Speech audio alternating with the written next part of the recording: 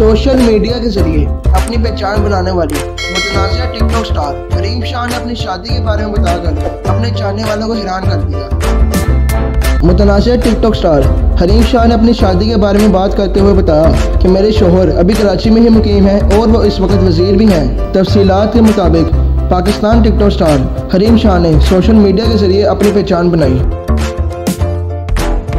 इनके मुतअद्दिद वीडियोस सियासी शख्सियात के साथ सोशल मीडिया पर मौजूद हैं। अपनी इन वीडियोस की वजह से इन्हें कई तनाज़ात का सामना भी करना पड़ा। अब की बार हरीम शाह ने अचानक ज़िंदगी का अहम फैसला करते अपनी शादी का ऐलान किया। टिकटॉक स्टार का कहना था कि अल्हम्दुलिल्लाह मेरी शादी हो गई है।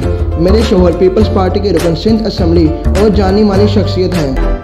निजी टीवी चैनल से गुफ्तगू करते हुए हरीम शाह ने कहा कि मेरे शोहर ने अपनी बीवी को कायल करना है।